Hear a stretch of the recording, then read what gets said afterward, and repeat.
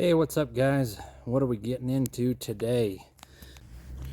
So turned on one of the sprinkler zones and it wasn't coming up very well, and I walked over here and there was a giant bubble around that sprinkler head. So anyway, turns out to be a mucky mess. Step 1, 2, 3. Most sprinkler repairs are not simple 1, 2, 3s. Some of them are, but most of them are not. And you never know what you're going to find when you dig it up. Today, we got lots of muck. Lots of muck here. And, oh, we're getting down into it here. So I don't know what happened here, but the sprinkler head seemed to be really loose. So who knows, maybe there was just a kid out here goofing around and he found a sprinkler head, and over the winter months or something, on a warm winter day, and he just started turning it counterclockwise, and maybe he got it turned far enough to where he threaded it right off at the base. Maybe there's a broken line down around the base. I say that because when I got this sprinkler head out, that's what it was. It literally came out with the chunk of sod that I removed. The head just came right out with it. Looks like you could thread it back on, but you definitely wouldn't want to do that right now. I can tell you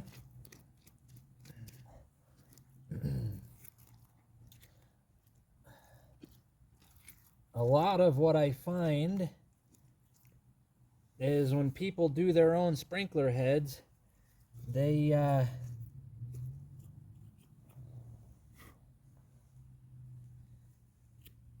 change a sprinkler head, but they won't flush the line out.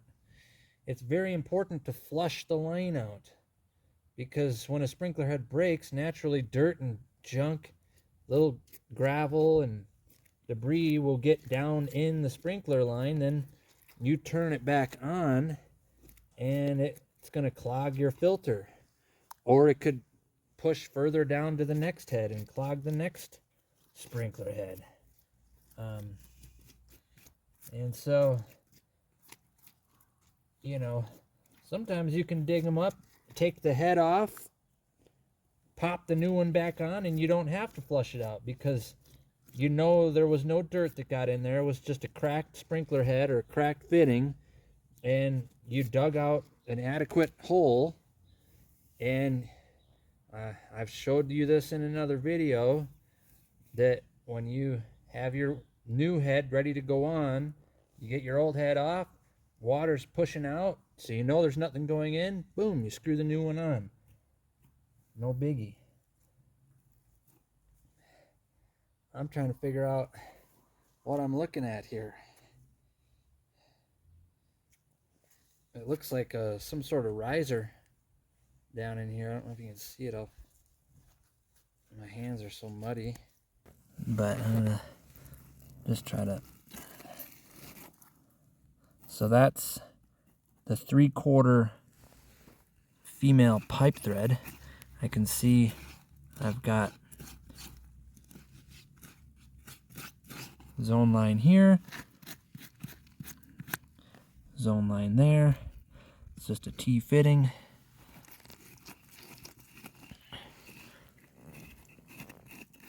Let's see what we got here. There it is. Crack City. Well, might have got kicked or bumped. So anyway, that there is just caked with dirt. So I'll show you. You probably can't see down in the hole very well, but you're going to be able to get the gist of what I do when I have a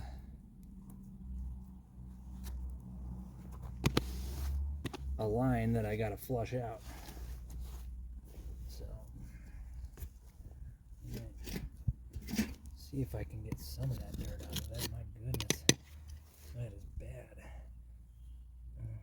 So the fitting was so caked up with dirt, I had to push a little bit of it down in there and just clean the threads. Let's see, I carry one of these in my backpack, and this is a 1/2 inch, so I need 3/4. So I'm just going to get a reducer bushing here and turn this on like so, and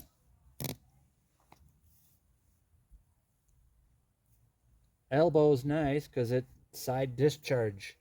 If you just turn the water on real quick and turn it back off, that dirt will just shoot straight up and flood your hole out again. So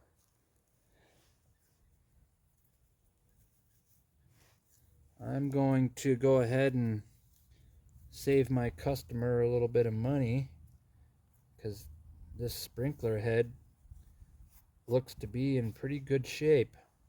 Generally speaking, I'll tell people if it's an older sprinkler head, even if it's just, you know, still working, if it's an older head, you've got it dug up, you might as well change it. But when you get into some of these bigger rotors, they can be much more costly than your little pop-up sprays. And this head looks to be just fine, but we'll test it before we backfill it anyway, just to make sure.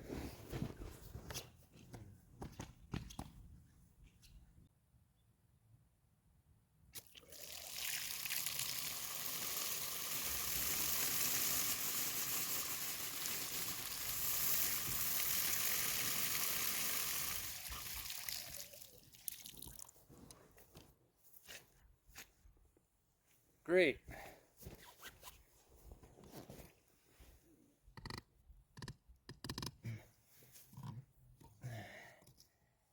My reducer's stuck on there.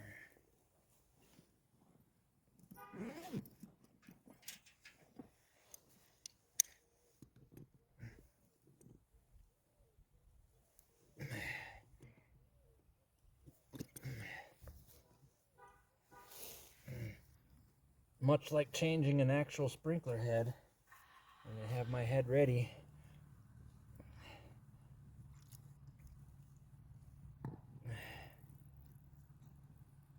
Okay.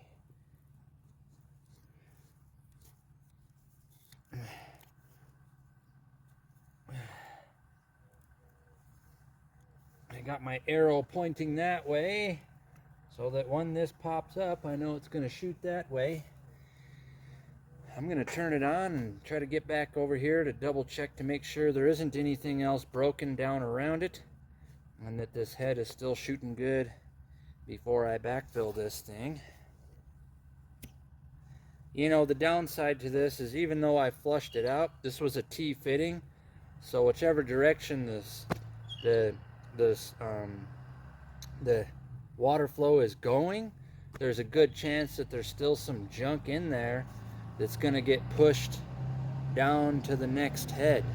So if you're dealing with a lot of little pop-up fan sprays, you could have a compounding issue here. So if you're a homeowner, be ready for that. If you're a contractor doing this type of work, you know, don't rule out that possibility that, you know, you may have yet a further can of worms to deal with here.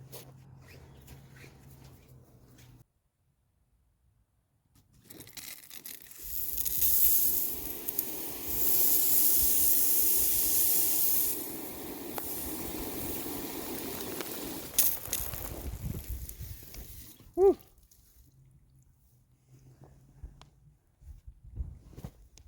I'd say we're doing okay. This head does look to be a little bit low. a little bit, not too much.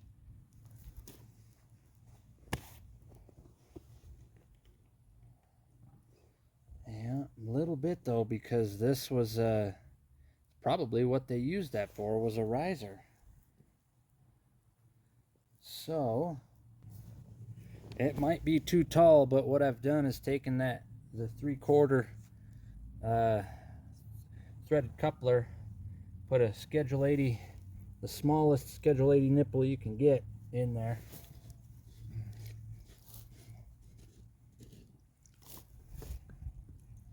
That's going to be too tall, I'm afraid.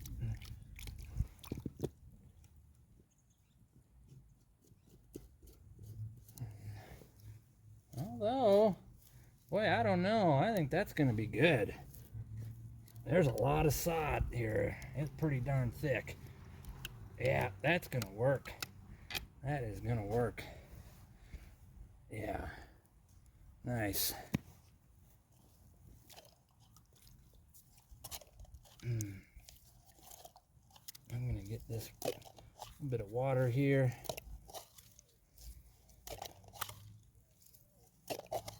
That's some good thick sod here.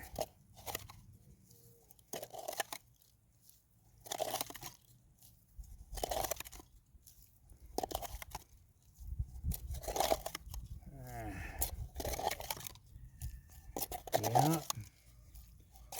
Oh, sprinkler maintenance.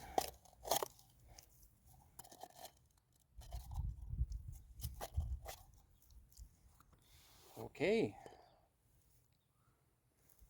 So, let's get this baby filled in here.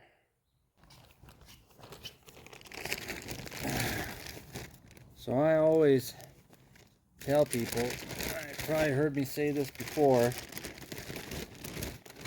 if you're going to dig up a sprinkler head, make sure you've got some extra dirt,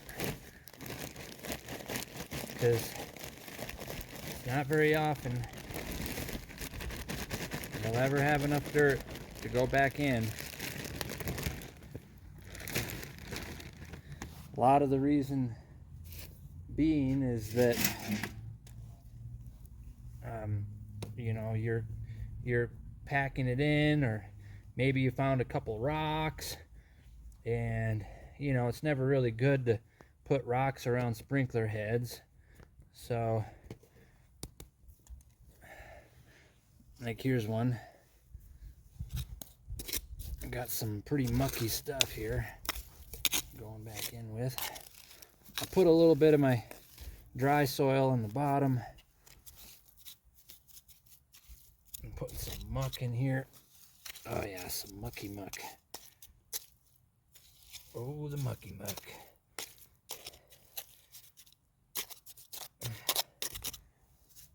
Reminds me of a Tenacious D song. I won't sing to you. Unless you want me to sing to you, then you can request that in the comments below, and maybe I'll sing you a song on the next one. But yeah, this is some thick sod. Holy moly.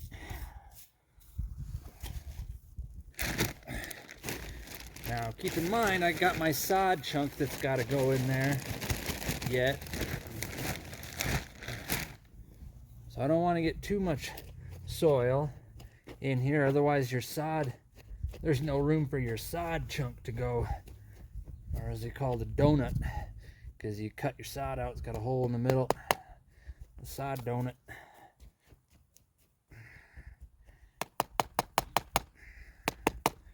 So, but you just don't want a depression in the lawn when you're done.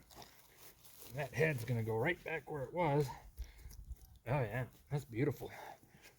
That's a thing of pure beauty there. Man.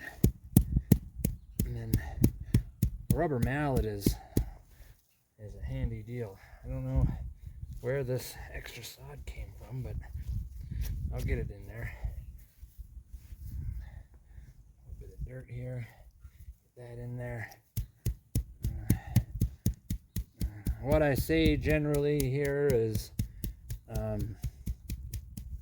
you really want to make this look like there was nobody here.